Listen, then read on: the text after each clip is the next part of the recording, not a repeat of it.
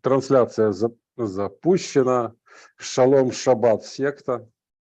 Традиционно по субботам начинаем наше собрание. Как всегда. И, соответственно, нужно произнести слова обязательные. Тех, кто не подписался, подписываемся. Тех, кто не ставит лайки, тот нехороший человек и проклят будет во века. А тех, кто ставит лайки, тот молодец. Даже тот, кто ставит дизлайки, тот тоже молодец. Тех, кто нас хвалит, супер молодцы. Тех, кто нас ругают, тоже молодцы.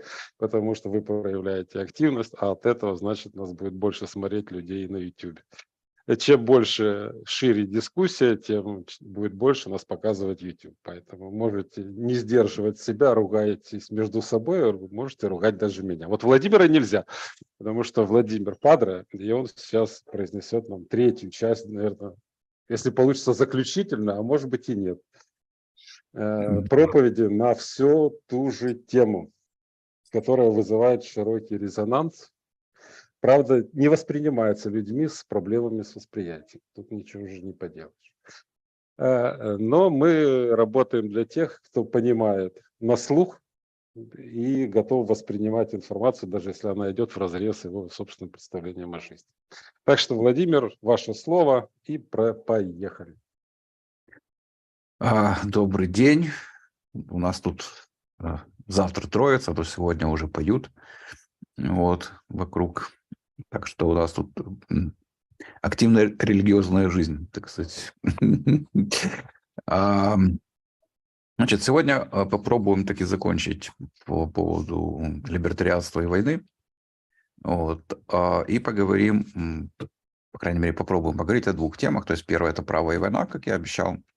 А второе – это, собственно, заключительно, наверное, о деятельности страховых именно компаний вот, в ходе войны, поскольку либертарианская теория предполагает, да, то есть, что страховые именно будут главным драйвером, вообще говоря, вот всей вот оборонной деятельности, и войны в том числе как таковой, уже боевых действий.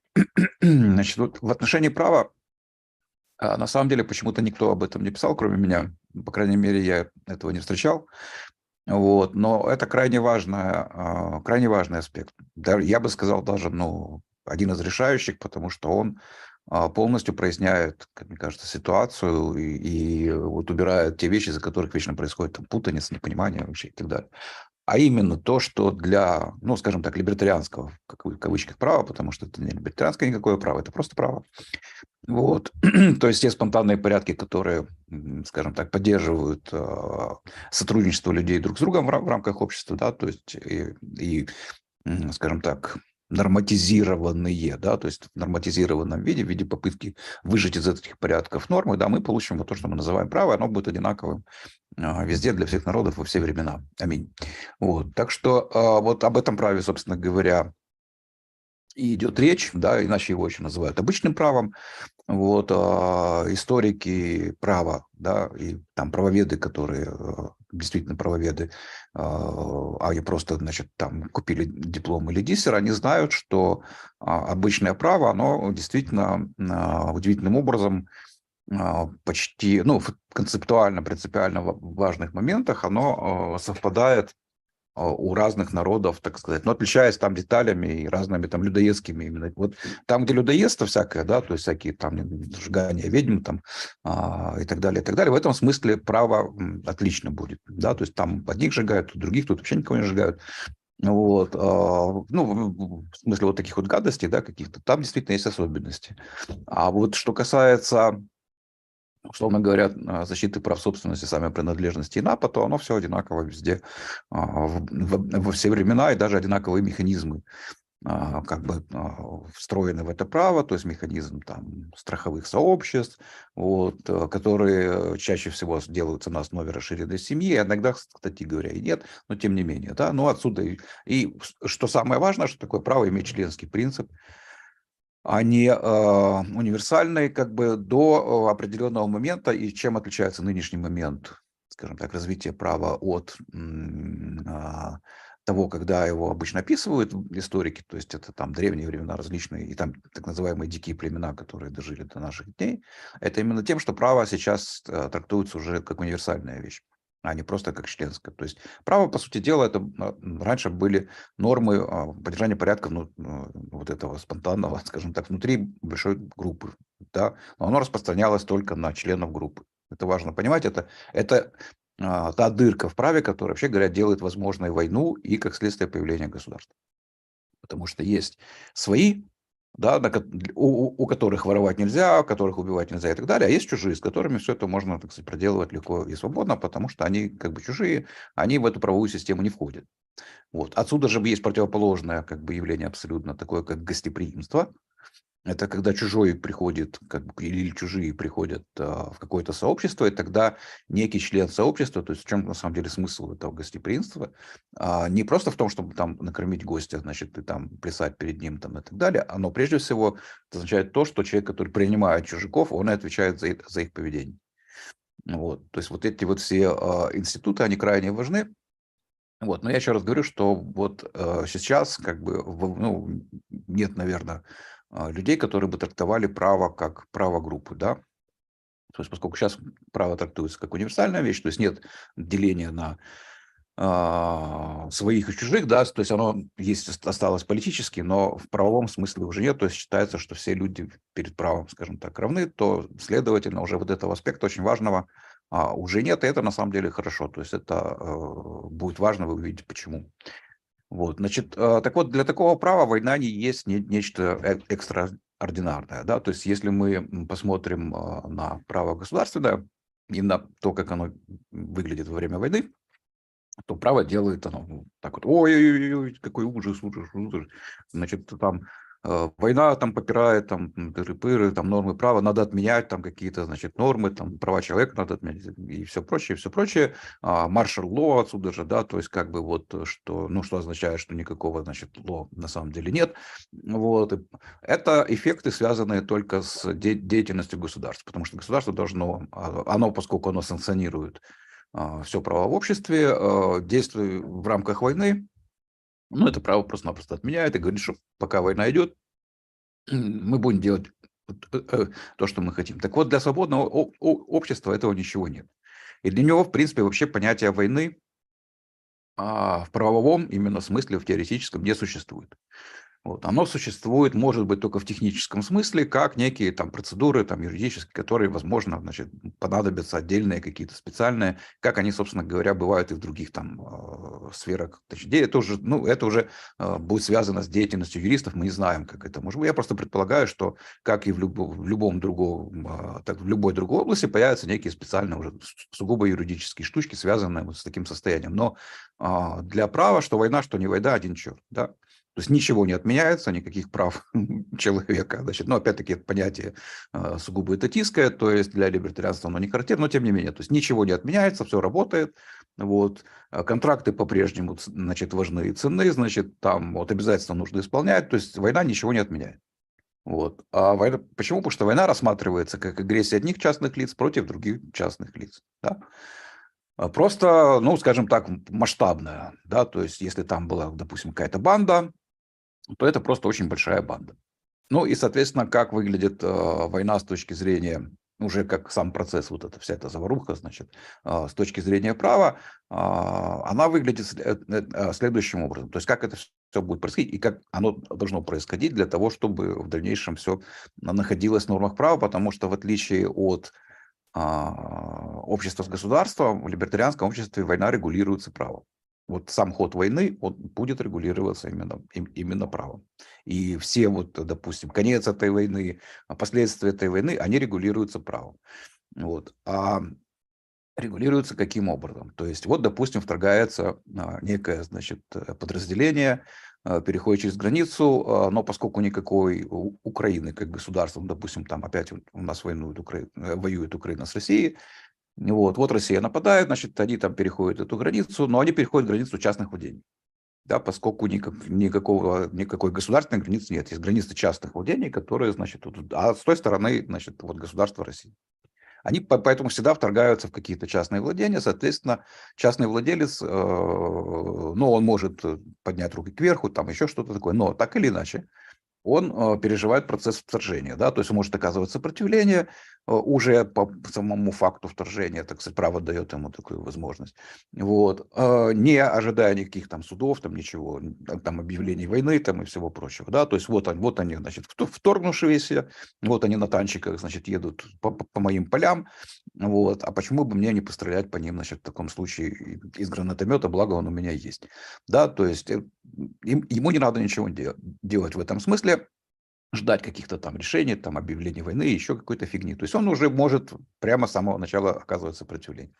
Вот. Но юридически желательно, и это, ну, это обязательно кто-то сделает, он может этого не делать, он может сдаться, там еще, неважно. Но поскольку собственников много, вот, то кто-то из них, конечно же, вот обратиться в суд по поводу того, что, ну, как это было бы, если бы это была банда там каких-то грабителей или просто там частный какой-то грабитель, да, что вот даже элементарно за треспассинг, да, то есть кто-то, значит, шурует через мою собственность, там, сносит, значит, амбары там у меня, пугает скот и так далее, да, он обращается в суд. Поскольку суд у нас не государственный, а частный, и поскольку все видят, что происходит, да, и что это, ну, нужно быстро принимать решения, то, конечно, никакой проволочки тут не будет. Собственно говоря, суду не нужно принимать здесь, не нужно рассматривать здесь как бы ответственность конкретных вот солдатов, которые, значит, вторглись в владение конкретного какого-то человека, да, а ему нужно просто рассмотреть сам факт вторжения. Вот. И в данном случае, так сказать, вот установить, что эти люди являются солдатами армии Российской Федерации, например, да. Вот. Вот это важно установить, и тогда этим солдатам, то есть армии Российской Федерации, в целом как организация, это очень хорошо, на самом деле, это очень удобно для либертарианцев, поскольку армия государства является организацией. Вот, тогда, если бы это были просто разбросанные, так сказать, частные лица, было бы труднее. Вот, поскольку это организация, то к ней, как к банде, кстати говоря, точно так же предъявляется претензия в плане того, что будьте, значит, любезны, прекратите вот это все безобразие. Ну вот. Естественно, там дается какое-то время, да, то есть суд предъявляет достаточно одного такого суда, да, предъявляет претензию, это, значит, армия Российской Федерации, говорит, вот у вас 2 часа, там, допустим, чтобы, значит, убраться отсюда, чтобы мы вас больше не видели. Вот. А потом мы выставим, сейчас посчитаем, сколько вы нам должны, и выставим претензию, значит, вы нам еще будете платить, значит, за то, что вы это самое, потравили тут наши посевы. Вот. Ну, если мы говорим о войне, то понятно, что армия Российской Федерации это дело игнорирует. Вот, значит, время проходит, после чего, значит, суд говорит, раз так, раз вы не исполняете наши решения, то может быть 2 решения на самом деле, и они будут, очевидно, разными. То есть, либо просто уже считать их, ну, как, значит, как агрессором, да, и в этом случае, поскольку агрессия продолжается, еще не закончилась, то мы их просто ставим на счетчик, поскольку для права как бы там нет, ну, в обычном праве нет уголовного права, да, там все право, грубо говоря, гражданское. Так вот, для обычного права агрессор есть должник пострадавшего. Должник пострадавшего. Его задача восстановить, выплатить долг, да, то есть восстановить как бы тем самым состояние, которое было до агрессии. Собственно говоря, к чему сводится и вся деятельность, ну, смысл, собственно говоря, вот этих всех правовых норм, да. То есть агрессор должен починить то, что он поломал. Да? Для этого, ну, проще всего это сделать, вернув, так сказать, пострадавшему деньги, ну и, возможно, еще сверх того, так сказать, что-то приплатить, чтобы, значит, ну, создать стимул, чтобы этого больше не было никогда. Вот. То есть армия Российской Федерации либо просто объявляется вне закона, что дает, но это на самом деле тут уже вопрос уже сугубо вот юридически, какое именно решение будет важно. Вот.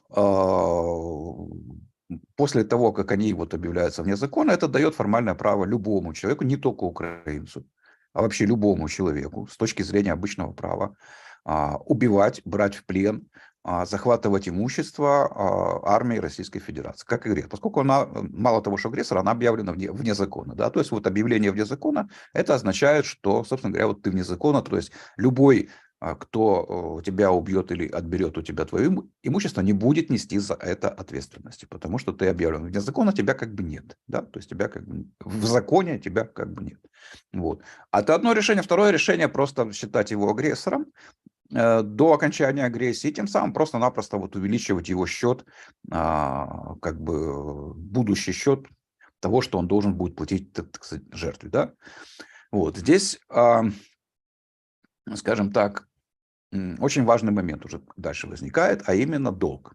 Долг армии как бы Российской Федерации в отношении тех, значит, людей, которые пострадали от ее агрессии.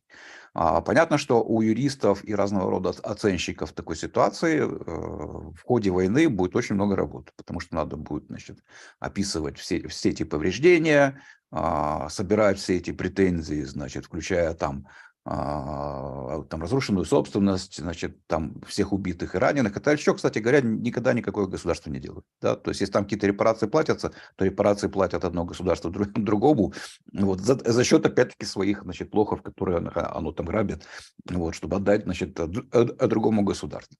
Ну, вот. Очень редко, когда репарации получают частные лица. Вот, по-моему, единственный случай, когда евреям удалось добиться этого от немцев.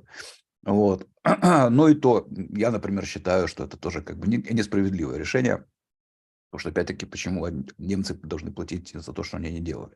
Ну, вот, пускай государство платит, да, это же как бы Гитлер там и все вот эта вот шайка, они должны платить, ну и их как бы наследники, то есть те, кто потом уже стал управлять после Гитлера этим государством. Вот. То есть они должны платить, а не налогоплательщики, которые, вообще говоря, тут являются жертвой. Вот. Ну, тем не менее, это уже не важно. То есть в данном случае этого ничего нет. Да? То есть этого ничего нет. Есть конкретный должник в лице армии, значит, вот Российской Федерации. Это как бы первый этап войны. Вот в дальнейшем, в ходе там последующих разбирательств, потому что суды будут идти все время. Суды будут идти все время. Вот, различные новые факты, там, обстоятельства и так далее, и так далее, и так далее. Я более чем уверен, что рано или поздно, значит, допустим, вне закона будет объявлено вот государство в целом Российской Федерации тоже как организация. Соответственно, товарищ Путин как руководитель и организатор, значит, этой организации и в целом агрессии, значит, против украинцев, да, то есть поскольку страдают здесь украинцы, а не мифическая Украина, то есть не какое-то пятно на карте, а конкретные люди, и именно они предъявляют претензии. Вот.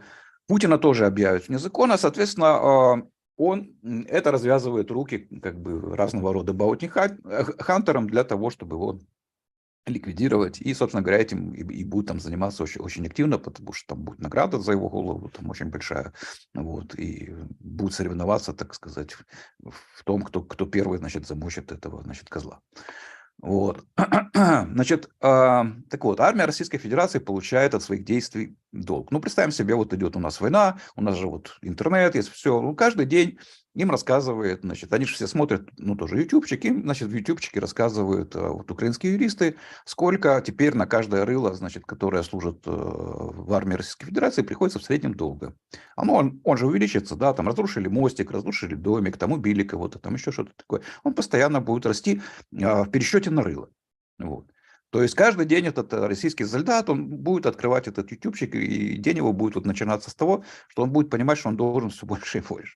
Вот. Мало того, поскольку вина у нас все-таки индивидуальна, да, то есть это просто способ получить, очень грубый способ получить оценку индивидуальной вины, поскольку мы не знаем, какой конкретно солдат кого там куда стрелял. Если бы мы знали, мы бы могли там распределить, значит, Пупкин стрелял, а не Пупкин там вообще не стрелял, значит, хороший пацан, ну вот, и всячески прятался, стрелял там вообще куда-то в небо и так далее. Но обычно это трудно, как бы. Если это можно сделать, это будет сделано.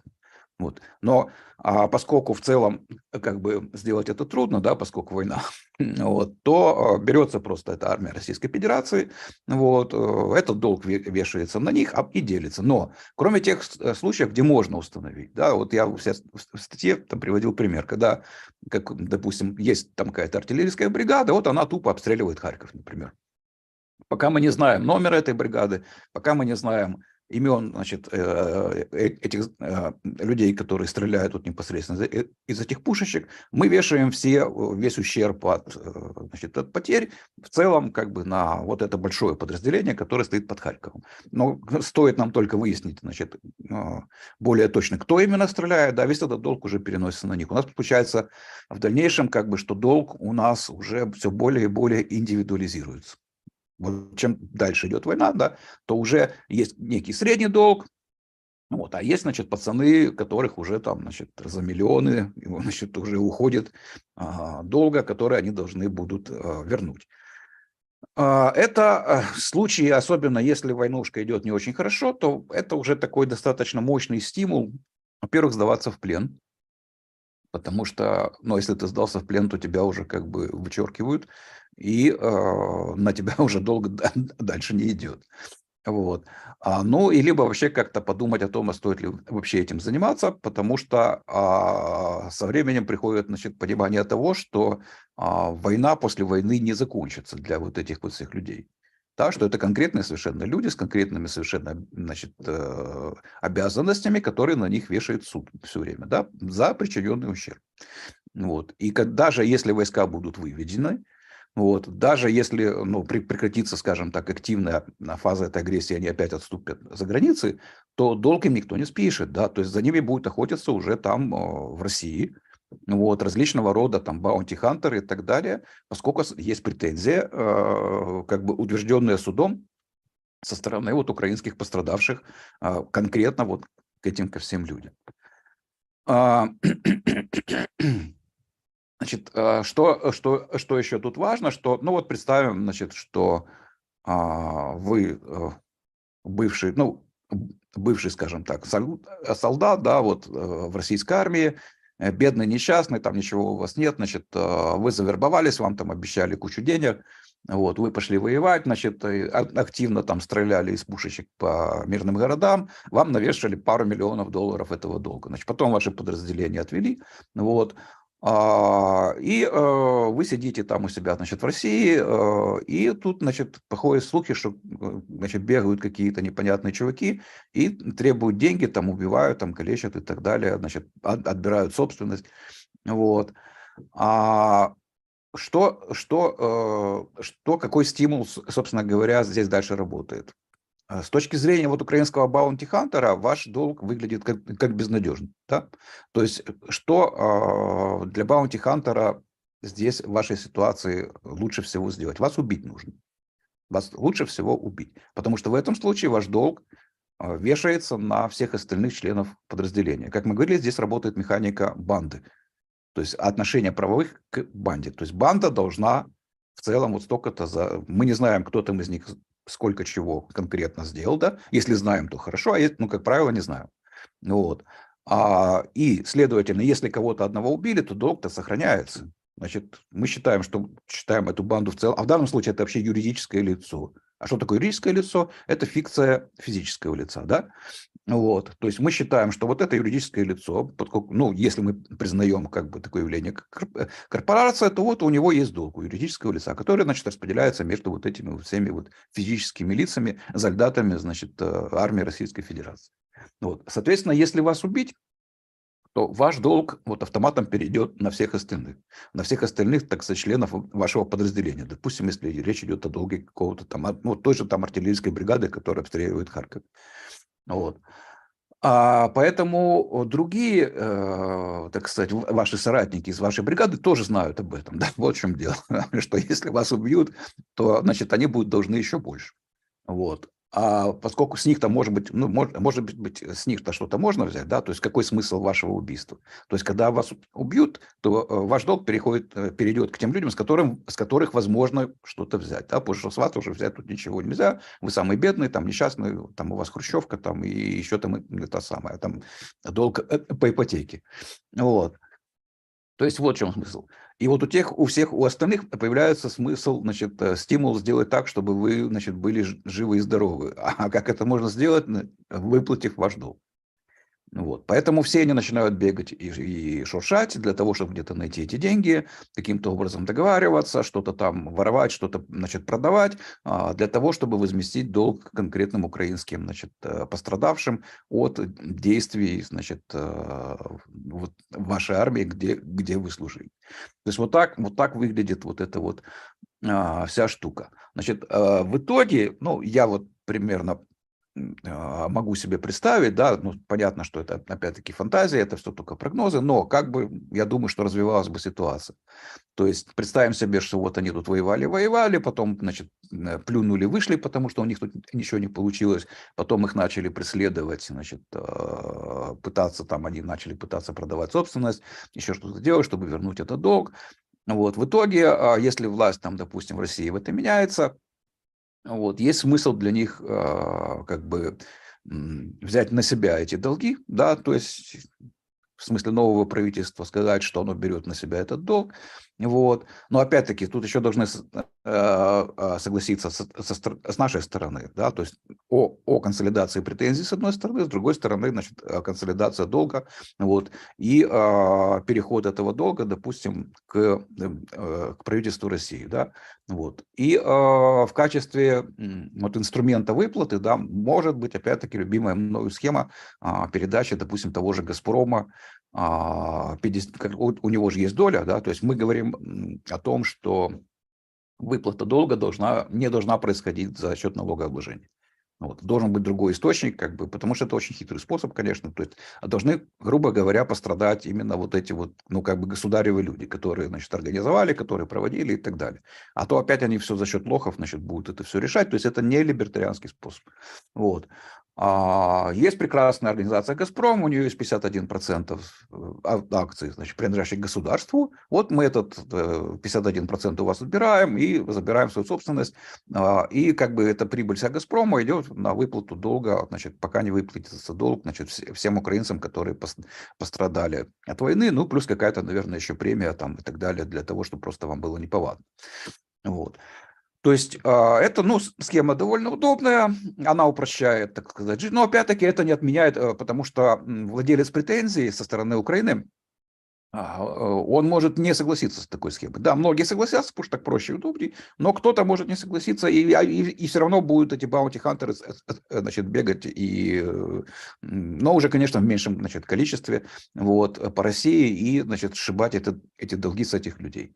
Вот, то есть вот примерно так это выглядит. И здесь следующий момент, о котором здесь нужно сказать, он тоже очень важный.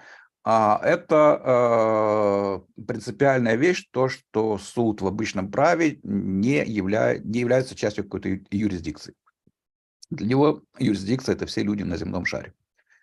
Потому что это не территориальный принцип, да, а это принцип, ну, скажем так, он и не членский, но общечеловеческий, пока что назовем его так, за неимением другого слова.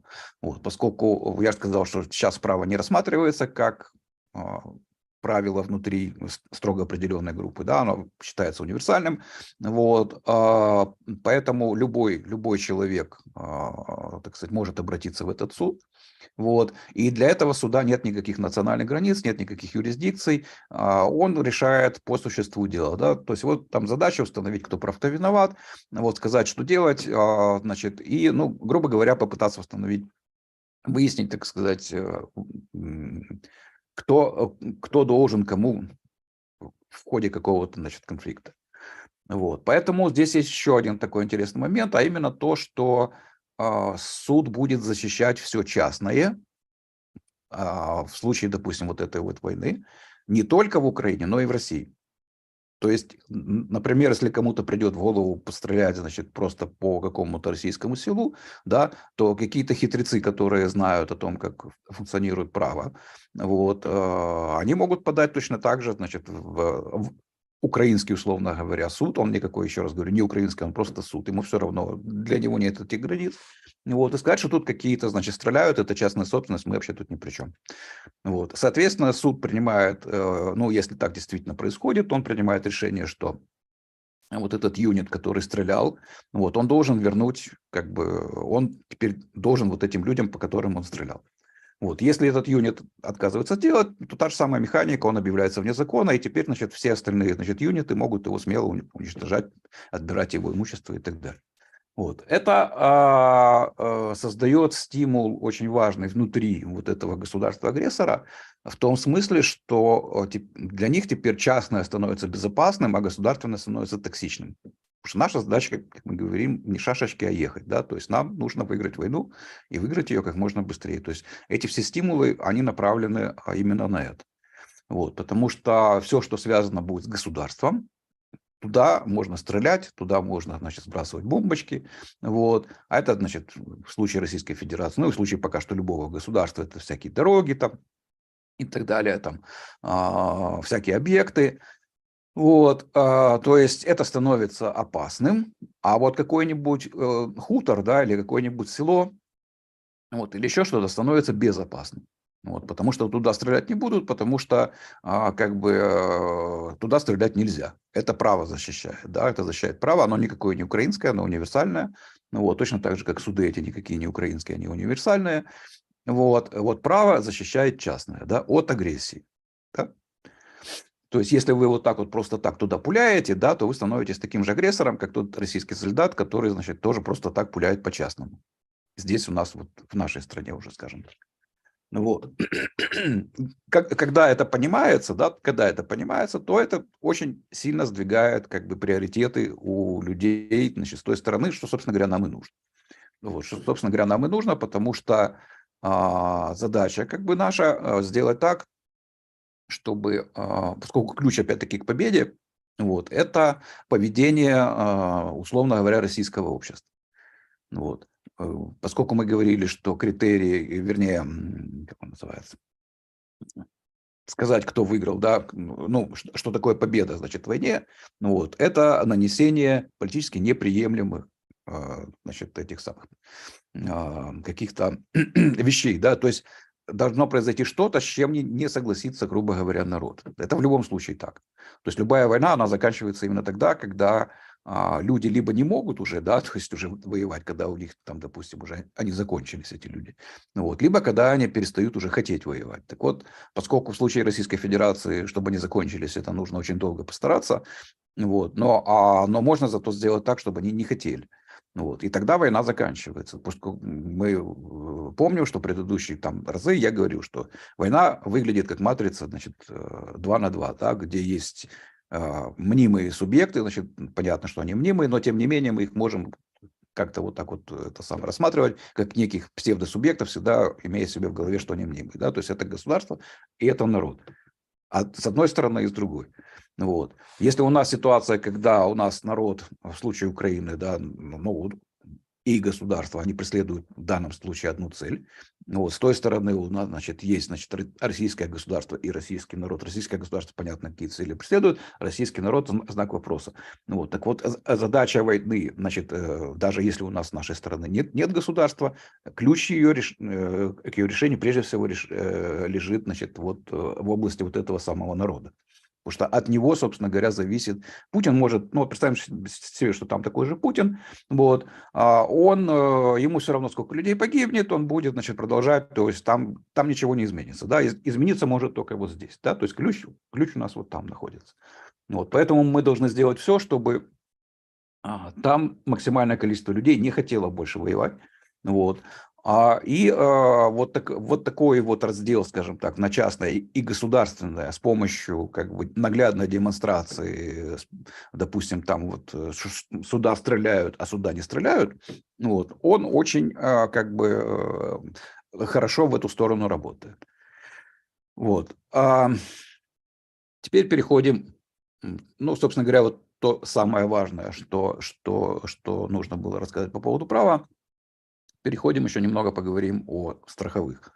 Значит, ну вот представьте себе, что вы страховая компания, и знаете, что, и все знают, точнее, что вот у вас тут такой, значит, идиотский сосед есть под боком, который вот-вот так или иначе на вас нападет. Да? То есть это было понятно, что без войны не обойдется еще с начала 90-х. Вот, потому что очень мало таких было в истории случаев, чтобы вот так вот распалась империя, и бескровно, скажем так, вот так вот свои, значит, части отдала. Ну, было, конечно, такое, но, скажем так, редко, да. Вот. И в случае России, как бы, ну, не было особо оснований надеяться, что вот оно так просто так пройдет. Вот. Представим себе, что в Украине не завелось, как бы, государство по каким-то причинам, да, и вот вы страховая компания, вы понимаете, что на этом можно заработать. То есть ваша задача какая? Первое. Рассказывать всем, что, значит, они скоро вот на нас полезут, да. Это, в общем-то, правда. Ну вот. Вторая, платите нам, значит, мы вам продаем страховку, вот, от России, да, то есть там в разных уже вариантах, вот. Мы в случае войны мы будем вам, значит, компенсировать ваши убытки, вот. Но, а вообще, как бы наша цель, чтобы этой войны не было, а если она будет, там, чтобы в ней победить. Но для этого, значит, нам нужны деньги, и, соответственно, вот мы предлагаем такую сделку в форме страховки. Здесь люди, которые разбираются в страховом бизнесе, они могут, значит, довольно аргументированно мне возразить по, так сказать, многим пунктам, вот, и я с большинством из них, кстати говоря, буду согласен. Вот. Ну и прежде всего с тем, что страховые компании работают с вероятностями, и, собственно говоря, в этом и состоит как бы бизнес страховой, да, то есть они работают там с вероятностями тех или иных событий, и, соответственно, это знание вот и является источником их дохода. Да? Ну, собственно говоря, функция страховой компании – это перераспределить издержки вот, между людьми. И здесь этот бизнес, о котором я говорю, он выглядит немного не так. Но я с этим согласен. Вот. Возможно, это не в чистом виде страховая. Давайте будем считать, что это договор пари. Да? То есть есть такая штука, как договор пари, что, значит, продается вот обязательство, значит, некой конторы, которая говорит, что она выплатит, допустим, вам деньги в случае, там, если Российская Федерация, значит, нападет, там разрушит что-то у вас, кого-то убьет и так далее, и так далее, и так далее. Давайте представим, что это, ну, просто для чистоты, так сказать. Там страховая, не страховая, то есть пари, но, тем не менее, есть некий бизнес, который может идти вот таким вот образом, да. Вот. Поскольку, ну, люди не идиоты, и они понимают, что такое что-то, ну, вполне может быть, да, то есть при этом, ну, вы же понятно, что ваша цель еще вот как бы их в этом постоянно убеждать, да, вот. Для чего вы тоже будете предпринимать определенные усилия, вот. У вас, значит, ну, как бы получается достаточно средств, и поскольку вы не один, есть еще и другие, вот, в итоге складывается такая система вот этих вот страховых компаний, которые, собственно говоря, и занимаются, скажем так, организацией вот обороны непосредственно, да, то есть у нас есть как бы много факторов обороны, то есть прежде всего то, что у людей есть оружие, даже без всяких страховых компаний, вот, и это любое оружие, да, то есть у них нет никаких ограничений там по поводу того, они могут пушки, танки там и самолеты держать у себя, значит, в огороде, вот, им никто этого тут запретить не может, вот, и даже в такой ситуации, когда нет такого драйвера общего, который бы организовывал весь этот процесс, да, уже как бы трудно с такой страной, ну, ее трудно победить, о чем нам как бы лучше всего свидетельствует опыт англо-бурской войны. То есть там примерно вот так это выглядело, поскольку никакой армии у буров не было. Вот это были фермеры, вот как раз вот это так, как себе представляют, значит, АНКАП, большинство этатистов. Вот. Но, тем не менее, Британская империя как бы было очень тяжело, как выяснилось, справиться с вот этими несчастными голландскими фермерами. Вот. Но мы говорим о том, что представим себе, что этих голландских фермеров больше, да, что у них довольно большая таки страна, у них там есть страховые компании, которые заняты в том числе организацией вот, непосредственно обороны. То есть что вы должны делать? То есть вы должны прежде всего не потерять деньги на этой войне. Да? То есть ваша задача, как бы, вообще говоря, чтобы этой войны не было вообще никогда. Да? Соответственно, вы с самого начала этой деятельности, еще раз говорю, мы говорим не о шашечках, а о ехать, да, то есть мы говорим о бизнесе. Ну вот представьте себе, что вы ведете этот бизнес, как бы вы поступали. То есть прежде всего, ну я рассказываю, как я бы поступал. Возможно, кто-то бы придумал себе другую схему, но мне кажется, что вот я бы поступал так и, в принципе, мог бы заработать на этом деле. Вот. Прежде всего, я бы внедрил везде, где мог бы, своих людей в российский истеблишмент. Вот. Для того, чтобы контролировать любые поползновения по поводу того, что они напали нам на Украину. Вот. Я бы там проводил различные информационные кампании, ну вот, рассказывая, что, ну, как бы, которые бы сводились к тому, что не надо этого делать, вот, следил бы за бенефициарами, что самое важное, пытался бы выяснить, кто действительно, так сказать, бенефициар и в чем, собственно говоря, этот бенефит состоит, да, вот, и вплоть до того, что уже, это, конечно, это преступление, но, тем не менее, там, пытаться ликвидировать самых там отъявленных, потихоньку где-то в углу, значит, их там шнурочком мочить. Ну вот, которые бы... почему? Потому что, ну, я прекрасно понимаю, что войну лучше сразу же загасить в зародыше, там, пока она, значит, это самое, готовится. Вот. Чего, конечно, никакое украинское государство не делало и делать не могло, и не хотело, потому что украинское государство – это филиал российского государства, некий такой. Да, они тут все братья, там, кумовья, у них у всех там общий бизнес, если покопать там. Вот. Поэтому о чем вы говорите? Как этому? Да вы что? Да, это ж такие уважаемые люди. Как это до сих пор, кстати говоря, все так. Несмотря ни на какую войну, это до сих пор все так. Ну вот. Так что, конечно же, у меня бы никакой войны не было. Но, допустим, я вижу, что я должен максимально, ну, как бы предохранить свой бизнес, да, то есть следующее, что я делаю, я заготавливаю там уже заранее диверсии, то есть если у меня что-то не выйдет, мало ли там меня обманут, да, там моих, значит, всех агентов перекупят, там или еще что-то такое, вот, я должен быть уверен, что эти войска не пройдут. То есть, ну, и мы видели, как это все было, да, что, несмотря на то, что у нас 21 век на дворе, дорожки все равно узкие, едем, значит, по дорогам, вот, если сворачиваем в лес, то очень плохо как-то всем становится, несмотря на, значит, 21 век и все такое прочее, вот, то есть можно, грубо говоря, взорвать несколько железнодорожных узловых, значит, станций, вот, подорвать здесь у нас на нашей территории несколько мостов, и вот весь тот блицкриг, который они нам, значит, устроили здесь в прошлом году, он был бы просто невозможен. Да? То есть им пришлось бы менять тактику. Вот. И идти уже, значит, как положено, во Вторую мировую, широким фронтом по лесу, значит, по минным полям, вот это вот все. Вот. То есть я бы это все подготовил, да, то есть я бы, допустим, у меня были бы договора с собственниками там этих мостов, дорог и так далее, которые бы я подрывал в случае войны, вот, о том, что я это все у них выкуплю, это считается, и когда я подрываю, это считается выкупленным, потом я им, допустим, возвращаю, ну и так далее. То есть это, как это все обставить с точки зрения бизнеса, можно найти кучу вариантов. Вот, для того, чтобы люди были согласны, что их собственность будет подорвана, уничтожена, для того, чтобы не дать, значит, русской армии зайти.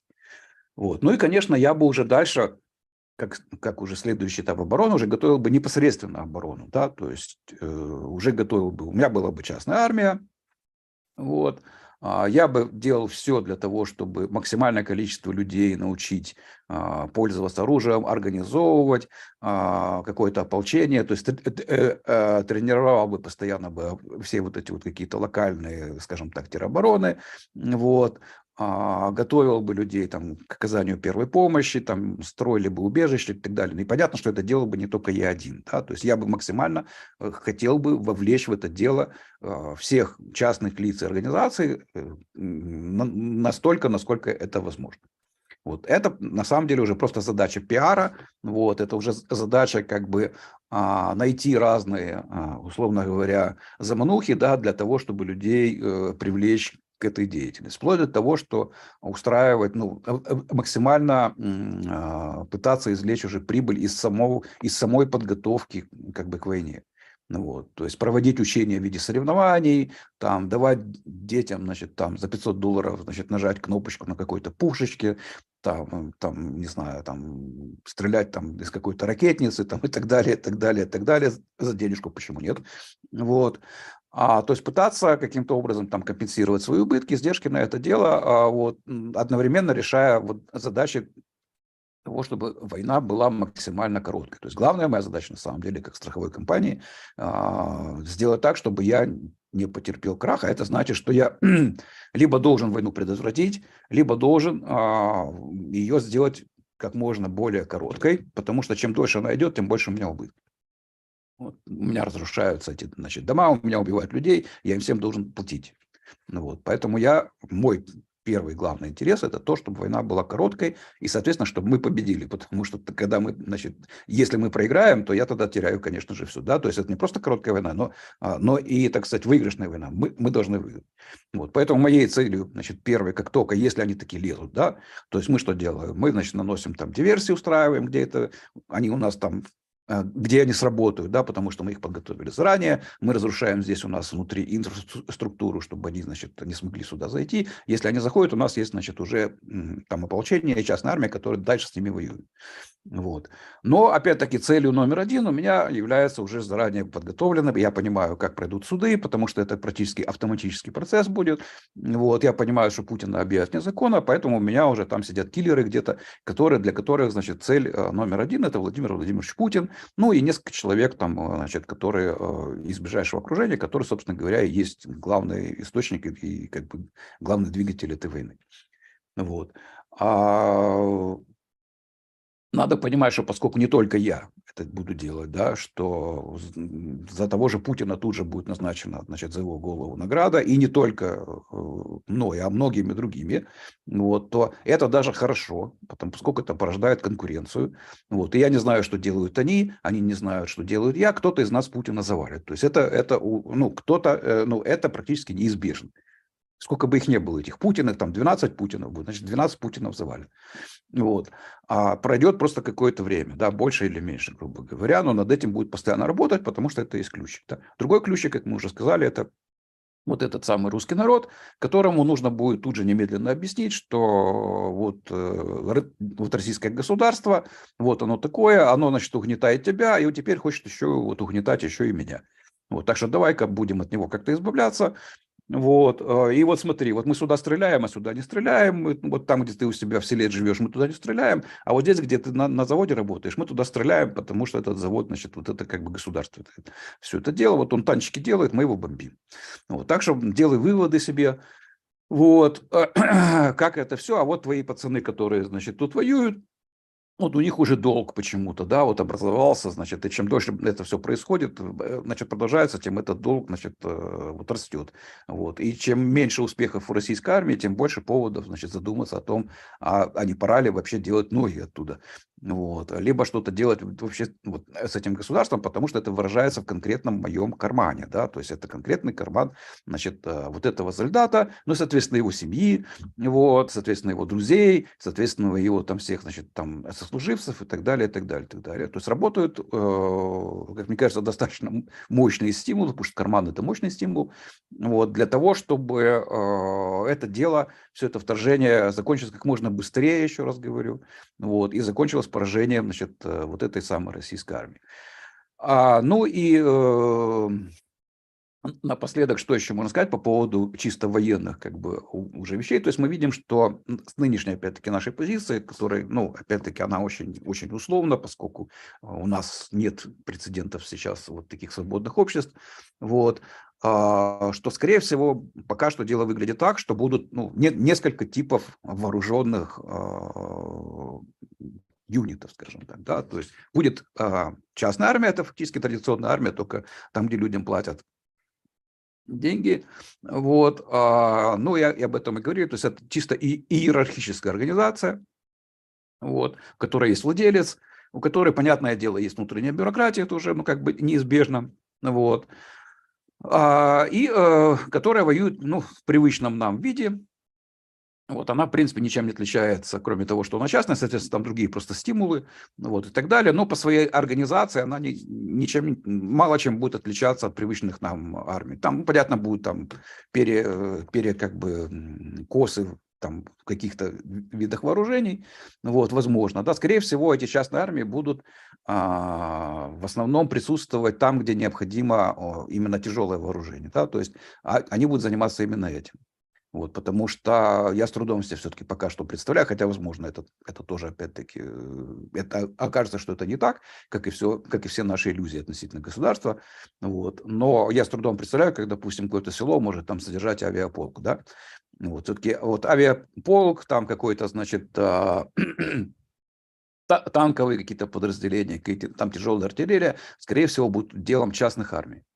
А вот всякого рода пехота, легкая там артиллерия, там БМП различные, то есть вот такого рода, значит, вооружение, оно, скорее всего, будет либо просто частным, вот, либо это будут какие-то вот локальные там какие-то, значит, подразделения, там местные какие-то организации, как правило, привязанные к какой-то территории, городу, там, группе, значит, там каких-то сел, там, предприятиям, почему бы и нет, да, предприятия всякие там, особенно предприятия важные, которые, допустим, те же там электростанции и так далее, они будут, возможно, держать свои там частные армии, частное ПВО, вот, к примеру, опять-таки, вокруг таких объектов, которые будут прикрывать же, понятное дело, не только эти объекты, но так или иначе по, значит, закону там, внешних эффектов, значит, в качестве положительного внешнего эффекта они будут прикрывать и близ там лежащий район.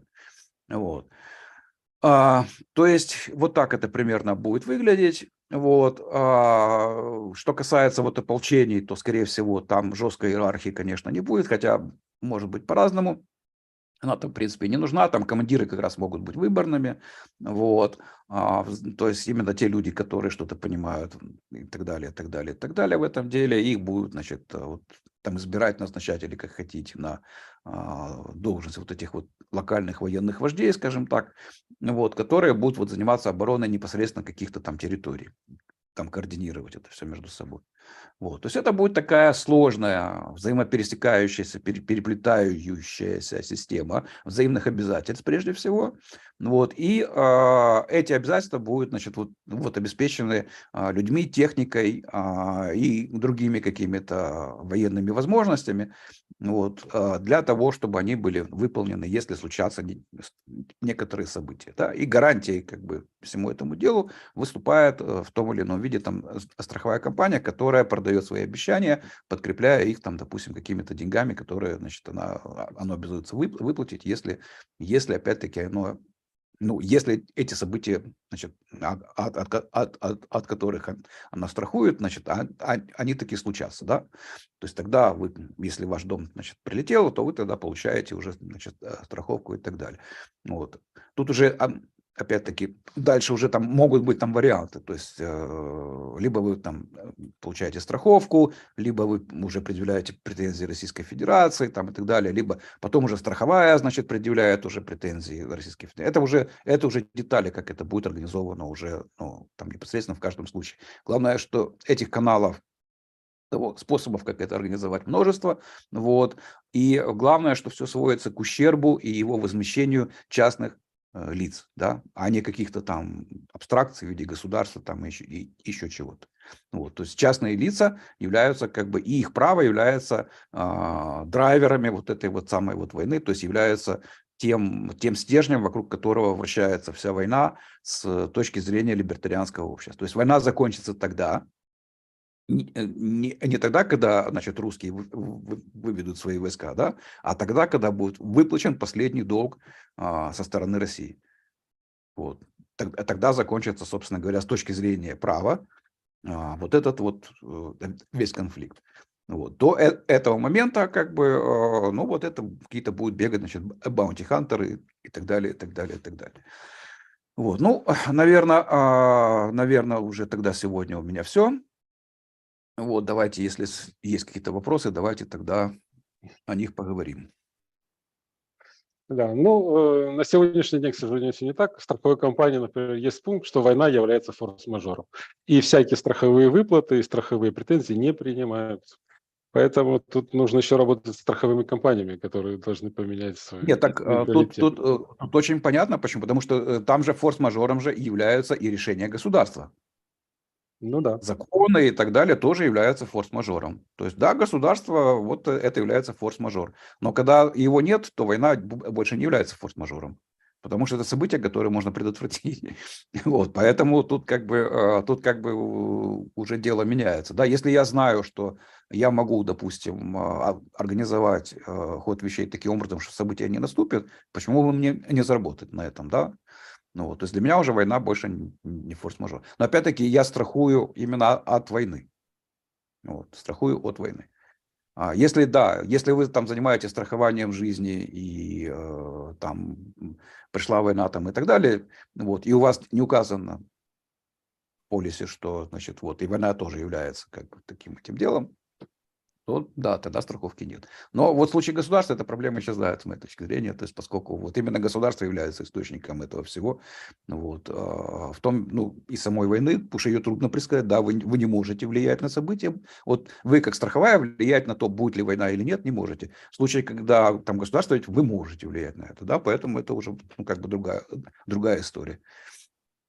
Ну и вопрос компенсации, он тоже достаточно сложный, потому что солдат, который стреляет из пушки, это последняя точка в звене. На нем есть командир, у командира есть генерал, есть руководитель генерального штаба командир, есть Министерство обороны, есть люди, которые поставляют оружие, привозят логистику, и они все завязаны в этот процесс уничтожения города.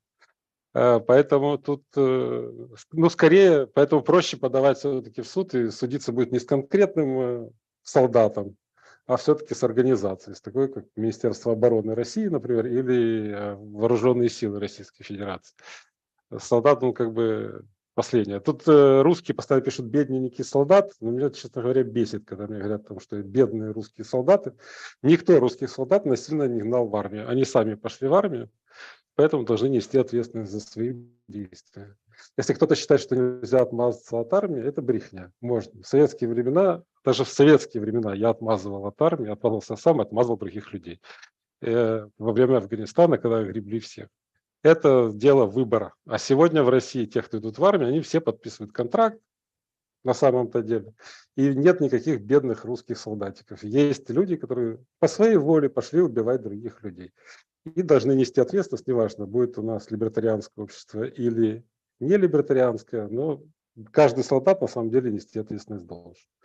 И сегодняшний перенос войны в Россию, от которого русские опять воют, как храбачки, это совершенно замечательная штука, потому что надоело уже принимать ракеты на себя и считать, что войну можно вести только на территории Украины. Ну, ответ, он любая военная цель, она есть законы на территории России, где бы она ни находилась. Кстати, тут очень интересно по Шебекину. Во-первых, несколько недель назад Стрелков, есть такой, вы знаете, да, товарищ Стрелков, он говорил, что для Украины хороший вариант заходить в российские города, а потом русская армия будет их сносить с лица земли. Ну, на самом деле, сейчас мы это и видим, когда русский добровольческий корпус зашел в Шебекино, а русские радостно бомбят его бомбами, заливают солнцепеком и сами сносят свои города просто нафиг. Ну, заодно и с заводом «Монокристалл», что не может не радовать. Это третий в мире производитель искусственных сапфиров, которые нужны в том числе для производства ракет. То есть русские сами замочили свой завод, и это очень светло и радостно это все горит. Кстати, опять же, по поводу санкций. Когда весь мир вводит санкции, там все говорят о санкциях. Вчера «Газпром» принял решение прекратить через Тамань поставку сжиженного газа России. А это 8% экспорта России. А всего лишь после бомбардировок Краснодарского края. Теперь, если разбомбить Новороссийский порт, то прекратится поставка нефти через порт Новороссийск. То есть нанесение ущерба на территории страны-агрессора – это совершенно законная, радостная цель, чем и надо заниматься. Кстати, и уничтожение военных, где бы они ни находились, это тоже законная цель. И если там русские летчики, которые сегодня летают из Каспия, пускают ракеты на Киев, они думают, что до них не достанут, достанут, потому что все их имена известны. И нужно только государству, например, закрыть глаза и применить либертарианские методы. О том, что каждый военный летчик, который вылетает на бомбардировку Украины, должен понимать, что он будет убит, где бы он ни находился. Точно так же, как и артиллерист, который стоит возле Искандера и лупит тут по Киеву. И разрушает дома, и убивает детей и гражданских людей. Ну, это как бы такие методы, которые, мне кажется, совершенно нормальные, либертарианские. Они мне нравятся, то, что даже наша украинская государственная армия это принимает на вооружение и этим занимается. Честно. Также, опять же, мы не обсудили и неизвестные беспилотники, которые непонятно зачем летали над Москвой. А русские с помощью рэбов и ПВО сбивали их на мирных русских жителей. Зачем они это делали, вообще непонятно. Не знаю, чьи. Надо было подождать, пока они прилетят по военному объекту, и все было бы нормально. Если подумаешь, там этих тем более русские, там, в Долгопрудном сами спалили свою воинскую часть. Убили 100 срочников, а теперь еще от нас требуют каких-то вопросов. Вообще непонятно. Так что тут много вопросов. Война, как и жизнь, она многогранная, сложная. Честно говоря, мне непонятно претензии русских, которые начинают выть, что они ни при чем и нельзя бить по России. Как мне кажется, можно, нужно, и любая теперь агрессор Россия, должен, Россия это любой агрессор должен понести наказание, неважно, где он находится, куда он убежал, агрессор, и да, где он но, пытается. допустим, там стрелять по городам, ну, как бы бессмысленная вещь. Вот, и как бы неправовая, да, то есть это агрессор может делать, а жертва этого делать не может. Потому что, как мы говорили, есть государство, а есть не государство. То есть есть люди, которые в случае России, их как бы жители, это жертвы тоже, да? Поскольку государство всегда ведет войну против своего населения. Вот. Русское государство ведет войну сейчас против своего населения и против украинцев. Вот. Украинское государство тоже продолжает вести войну против украинцев. Вот. Попутно оно еще пытается воевать против русского государства. Вот так это выглядит сейчас. Поэтому, когда украинское государство, значит, стреляет, грубо говоря, тоже по жертвам, то это плохо. Вот. А по военным целям, да, сколько угодно. По военным целям, заводам различным, которые связаны с войной там, вот и прочее. Но если оно прилетает куда-то, значит, в какую-то деревню, вот где люди вообще тут как бы, ну, грубо говоря, гуси, да, которых стригут. Чем гуси виноваты? Ничем. Вот, Но, с они другой никак... стороны же, стреляя по военному объекту, опять же, как в Новоогарево, ну или по воинской части, а в это время срабатывает ПВО или РЭП, и оно падает на мирный объект, но это уже Но это так уж неизбежно. складывает, это неизбежный процесс. Но никто же специально по русским деревням не бьет. Русские сами сносят их. Об То есть этом нет, я об этом и вообще говорю. подход русского добровольческого корпуса, он мне нравится. Они заходят в село, ставят флаг русский добровольческий корпус, а россияне начинают сами же его и обстреливать для того, чтобы выбить. А другой тактики ведения войны у русской армии, кроме как снести город с лица земли, у них не существует. Поэтому, если русские нас смотрят, вы там своим этим военным говорите, чтобы они просто убрали ПВО, убрали рэбы и перестали стрелять по своим городам. И все будет хорошо, вообще никаких проблем вообще не будет. А еще лучше просто уходят из Украины, там, выходите на митинг, говорите, уходите из Украины, уходите. Когда все уйдут, и все снова будет тихо и спокойно. Это же все достаточно просто. Но это дело такое. И так, мы, по-моему, сейчас, ну, в принципе, поотвечали. Нам предлагают продолжить обсуждение в Фейсбуке. Так, сейчас еще посмотрим вопросы. В принципе, у нас есть вопрос под прошлым комментарием, но он не касается так особо этой темы. Наш Феликс, который нам часто пишет, он, пользуясь случаем, хотелось бы узнать о подразделении Альфа, ФСБ, Альфа, СБУ. Участвуют ли они в боевых настоящих действиях? Но самый главный вопрос, так ли страшны эти отпуски, как их малюют для диссидента или анархиста? Ну, тут я, наверное, как специалист по ФСБ и КГБ, наверное, начну отвечать, потому что подразделение СБУ Альфа, ну и ФСБ, это дети подразделения Альфа КГБ СССР, которое было создано в 90-м году, их потом разделили. В России вообще для анархистов в России подразделение Альфа никак не интересно, потому что они используются для того, чтобы, например, зайти в деревню крымских татар и арестовать там сразу там 5-6 человек. Для таких мелких людей, как анархисты в России, там обычно придут, если вы заинтересуете кого-то из ФСБ, к вам придут два совершенно невзрастных молодых человека, вы даже их лицо не вспомните, когда они вас приведут. А может быть, милиция просто посадит в машину и привезет в какое-нибудь неприметное место. На Лубянку не повезут, и в Лефортово не повезут, вы слишком мелкие для этого. И просто проведут с вами воспитательную беседу для начала. Ну, а если будете уже очень борзеть, ну, тогда будут другие, например, могут быть.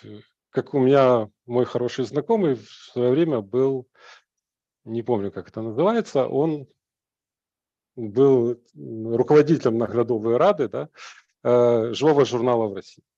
И в 2012, по-моему, или 2010 году государство России в лице КГБ стало принимать, решило, что весь интернет должен быть под контролем государства. И в один прекрасный день вечером моего хорошего друга просто выбросили из окна. Ну и все, и на этом все закончилось. Поэтому не стоит так особо переживать. Альфа за вами, Феликс, точно не придет. Это не их дело, так что... Точно так же, как и меня удивляет Усанов, который так спокойно ездит в Россию из России, живет в Прибалтике, приезжает читать лекции, его никто не берет. И это вопрос только в том, либо он нафиг никому не нужен и не интересен, либо он уже просто давно завербованный КГБ. Поэтому тут дело такое. Ну вот. Я думаю, я ответил. У вас есть что-то добавить по поводу ФСБшников? Не, нечего. Поэтому так. Ну и традиционный вопрос. Каким образом наше слово способно пробиться до рядового человека? Инфопростор забит белым шумом, и попытки пробиться сопротивляются. При этом нас и наших ресурсов не так много. Как же быть? Ну, тут это вечный вопрос, на который, я не знаю, есть у нас ответ или нет. Тем более тут нам приходят в комменты, на удивление, люди, которые, например, пишут, что фашизм, привнесенный на Украину из США, стать нацистом. Это вот русские приходят, и почему-то в последнее, кстати, это обострилось у русских, обзывать нас нацистами, рассказывать о каком-то фашизме, принесенном в Украину США, и нести этот бред, который с Первого канала Скобеева и Соловьева, и оно, честно говоря, бесит. Ну, бесит. Но вопрос в том, как же... Как донести слово, на самом деле, это главный вопрос, на который ответа нет. Потому что если бы я знал, то я бы уже донес слово, вот, и уже бы давно все было хорошо. Потому что в слове, собственно говоря, все и дело. Да, то есть там еще, Мизес постоянно повторял, что миром правят идеи, и идеи это главное, и они меняют, да, то есть это действительно так. Это действительно так, чисто, как бы логически, потому что в основе любого действия человека, поскольку он является, значит, существом мыслящим, лежит идея, уже неважно, там, осознанная, хорошо продуманная или неосознанная, так сказать, и так далее. То есть инстинкты у человека отсутствуют такие, как у животных, да, это такой медицинский факт. Вот. Поэтому он действует, скажем так, осознанно, рационально. То есть он может делать, а может не делать что-то, и он понимает, что он делает. Да? Он дает себе отчет, он может менять свое поведение. Животное этого делать не может. Ему надо, так сказать, долго там повторять вот это вот все, чтобы у него опять рефлексы там изменились и так далее. Но, кстати, инстинкты вы не измените, да, то есть оно все равно будет там орать, значит, по ночам там мяукать, когда у него там март месяц наступает, то есть что бы вы ни делали. Вы можете только сделать ему операцию, чтобы оно перестало это делать. А до тех пор, пока оно животное, оно все это будет исполнять. Вот. А вот человек, да, он может контролировать эти вещи. Вот. Чем он и отличается от животного, и отсюда и есть как бы важность идеи. Важность идеи. Вот. И просто представим себе, что вот мы берем каких-то людей там волшебным образом с помощью машины времени там из какой-то средневековой Ирландии, там, допустим, да, даже, в принципе, вообще из средневековой Европы, таких более-менее образованных, понимающих. Вот, переносим их в наше современное, значит, время. Они, конечно, сначала ахают, как все хорошо, как хорошо. Вот, но со временем они начинают задавать все больше и больше вопросов, и эти вопросы будут все в отношении нашей покорности, например, по отношению к тому же государству. Да, вот почему вот этот дядя фуражки, а почему вы все перед ним, значит, присмыкаетесь, пришел, значит, и отобрал у вас там ваш дом, вот, и что такое случилось, и как это так произошло, и все такое прочее. Почему? Потому что у них в голове вот этого нет. То есть для них ваша покорность вот этому государству, она будет абсолютно непонятна, потому что у них в голове другие идеи. У них в голове идеи, значит, общества частного права, то есть, да, как правило, клиентизма, да, они будут вам советовать там обратиться к уважаемому человеку. Собственно говоря, вот украинское общество так устроено, оно феодально. Вот это общество, где вот такие проблемы решаются всегда с помощью звонка нужному человеку, да. То есть ваша задача, когда на вас наехали, это что вы делаете? Вы же не идете там, допустим, открыто бороться с ними, да, вы там начинаете звонить друзьям, друзья начинают звонить друзьям, друзья начинают звонить друзьям, и вот такой системой вы находите, ну, значит, того ключевого персонажа, на которого можно каким-то образом повлиять, чтобы он, значит, повлиял на тех, чтобы эти перестали. Вот, собственно говоря, вот так вот оно все делается, это общество клиентистское, да, так вот, они будут сильно удивлены, значит, вот эти люди тому, что происходит, именно потому, что у них нет в голове вот этой идеи. Если вы меняете, ну или даже там кого-то там человека из какого-то племени, да, вот, но опять-таки не сегодняшний уже знает, что к чему, вот, а вот какого-то прошедшего времени вы каким-то образом принесете сюда, то есть он не сможет тут жить по той простой причине, что ему надо будет подчиняться вещам, которые он не признает.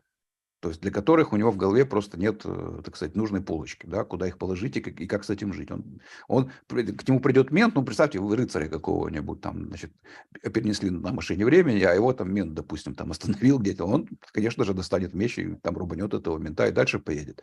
Вот.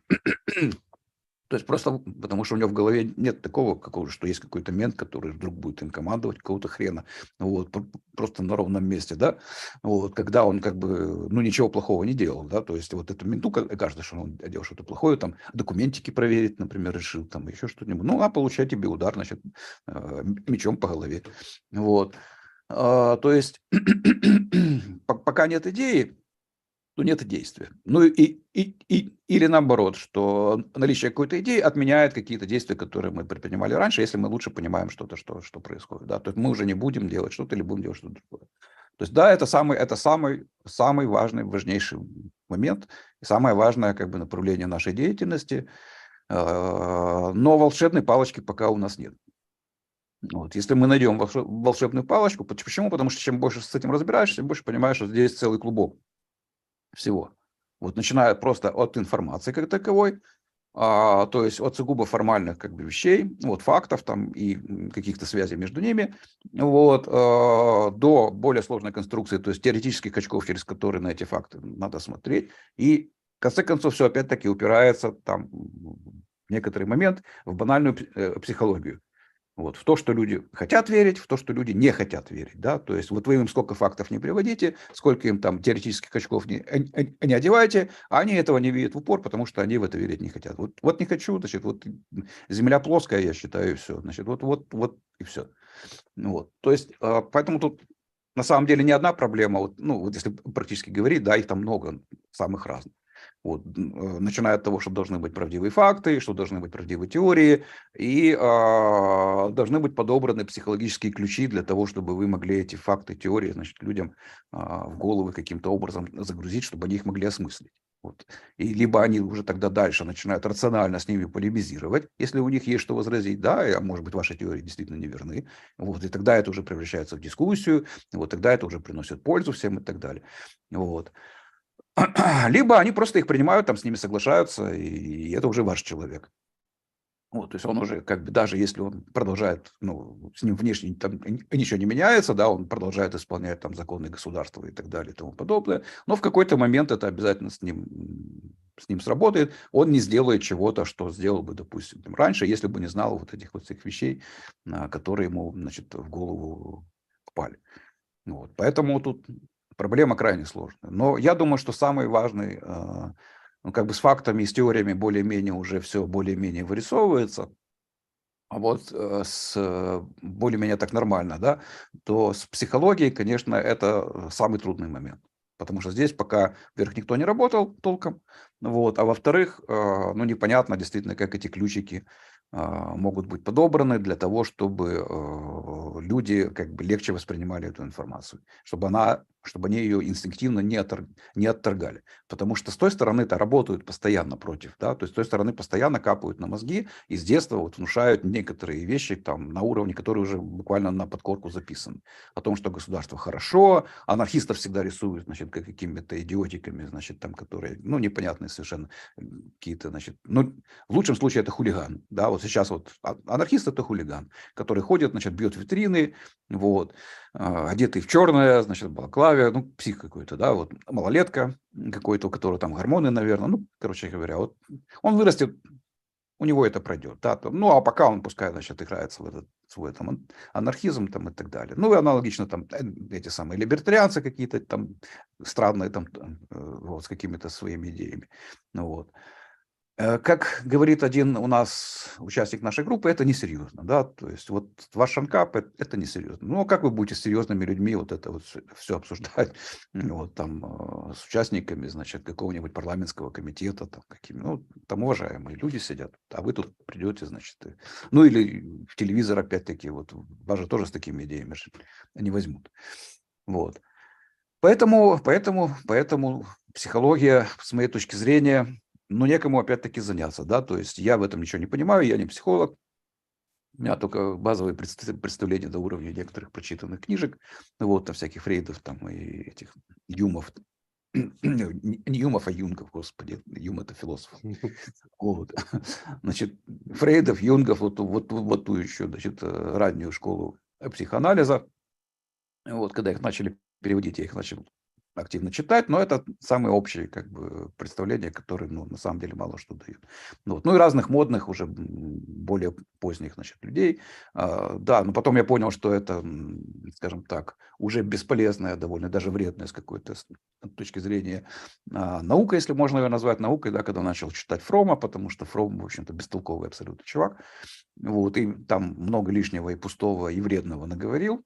Вот. А потом, когда психоанализ уже попал на вооружение леваков, ну, уже, значит, как бы стало ясно, что, ну, как бы, да, там очень все в этом смысле тяжело и запущено. Вот. Но я не отрицаю, что, еще раз говорю, что сейчас вот задача поиска психологических каких-то штук, вот, она очень актуальна и крайне важна. Потому что либертарианцы продолжают долбить как бы лупаты две скалы, да, то есть первая это факты, вот, а вторая это теории. И там вот они со своими молоточками, значит, лупят, это хорошо лупят, то есть много уже налупили за там последние 50 лет, или сколько там, 30. Вот. А вот с моментом именно вот этого контакта с интерфейсом, да, вот пока все очень грустно. Пока все очень грустно. И еще раз говорю, что этим, к сожалению, никто вплотную вот так вот всерьез не занялся. А эти, кстати, работают хорошо. Они манипулируют, они умненько так все у них там, значит, вот это вот все делается. Вот. А с нашей стороны такого ничего нет. Так Ну, что с другой стороны, с нашей если есть идеи, да, если есть идеи, если есть, ну, как бы желание этим заняться, то вот вам, пожалуйста, сфера, не паханая сфера, где действительно надо работать. Ну, с нашей стороны есть, например, для меня неприемлемые методы пропаганды, которыми я владею, которые я применяю во время выборов. Я не считаю, что для продвижения идеи либертарианства нужно использовать манипуляции. Вот, Все-таки да. пытаемся работать с мозгом и с логикой, а не с манипуляциями, Вот бихевиористикой это и тоже там. очень важный момент, потому что это уже этика, да. Если один из коньков либертарианства это этика, то есть настаивание на том, что этика универсальна и не бывает никаких исключений. Если хорошо, то хорошо, если плохо, то плохо. Для всех, да. Почему? Потому что государство в этическом смысле оно вынесено за скобки. То есть для него оно может делать плохо, и это как бы нормально. Вот. А либертарианец говорит, что нет, если плохо, то значит плохо для всех. То есть этика является важным моментом как бы в либертарианстве, как в учении. Это целостное учение, которое это построено на следствиях из принципа самопринадлежности. Вот. Поэтому, да, это действительно серьезное ограничение на то, как мы должны это делать.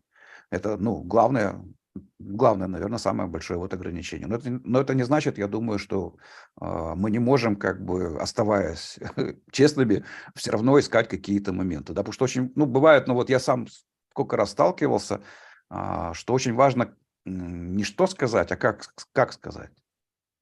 То даже не меняя смысла, а переставив как бы акценты там, и либо переформулировав каким-то образом, да, мысль заходит человеку лучше, он как бы не сопротивляется. То есть это может быть и ваше, что на самом деле это проблема, что мы не можем сформулировать идеи таким образом, чтобы человек их не отторгал сразу вот так с порога, да, что вот Вот. Мой один друг, он, например, вот настаивает на том, что не надо говорить, что там отменяйте государство. Да, что вот люди любят государство, потому что государство для них это миф на самом деле, но это действительно так, это некая абстракция, вот, поэтому оно хорошее, а вот чиновники поэтому плохие, вот. А вот он, например, там ведет, ну, скажем так, частную проповедническую деятельность, вот назовем это так, среди своих знакомых там и не только. Он им всегда говорит, там, допустим, вот у него там свои термины придумал, вот, там горизонтальное государство у него фигурирует, там еще что-то такое. И он мне говорит, что вот тогда людям лучше заходит. Ну, тогда людям лучше заходит, поскольку страшное, значит, слово, это вот, которое, значит, там нельзя трогать, оно остается, ну, а смысл вкладывается другой. Ну, вот там, допустим, горизонтальное государство, это уже как бы совсем на самом деле и не государство, просто там это слово присутствует. Ну, вот. Но тем не менее, вот он, например, так делает. Да, я с ним спорил, все время тоже говорил, что ну а зачем ты обманываешь, там и так далее. А он, значит, доказывал, что это не обман, что смысл-то сохраняется, но вот просто люди лучше понимают. У меня нет сейчас ответа готового, кто из нас прав. Ну вот, то есть я не берусь утверждать, что я прав, и не берусь утверждать, что он, значит, меня, значит, переубедил, что он прав, но он так делает просто, ну, например. Вот. Ну, может быть, посмотрим, может быть, он больше как бы народу переделает, да, вложит ему, значит, определенные мысли, чем я. Может быть и так, может быть, он был прав. Вот. Но опять-таки, ну, тут такого какого-то прямого обмана, то есть с целью там что-то получить, даже как-то воспользоваться этим нет, да, то есть потому что он, ну, вот как бы объясняет, что это такое, то есть у него там громады, значит, фигурируют, там, которые там нанимают шерифов, там, ну, вот это вот все, то есть снизу вверх структура, вот, иерархия практически, значит, отсутствует как таковая, налогов, понятное дело, тоже нет, вот, то есть, ну, вот можно это назвать государством. Я, например, это государством назвать не могу, да, поскольку тут признаков государства нет. Ну, а он вот как бы называет это горизонтальным государством. Вот так. Ну, вот. Сетевым есть такая штука, сетевое Вот, государство. да. Ну, ладно. Час 15, час 20 традиционно мы проговорили. Большое спасибо, Владимир, что уделили время. Всем спасибо, кто нас посмотрел, тем, кто активничал в чате. Ну, разговор не закончен, поэтому, если кто хочет продолжение, может писать в комментариях здесь. Можно сделать ветку где-то в группе отдельную, если есть вопросы, ну и так далее. Поэтому еще раз. Ритуальная фраза. Тех, кто не подписался, подписываемся на канал. Тех, кто пришел вдруг в первый раз и удивился широте мысли и хочет поспорить, тоже подписываемся. Ставьте лайки и дизлайки, пишите комментарии, чтобы было больше активности, и тогда наша работа будет более продуктивной, больше людей нас посмотрят, и больше людей сможет как-то к этому всему делу приобщиться. Ну что ж, тогда всем спасибо и до встречи через неделю. До свидания.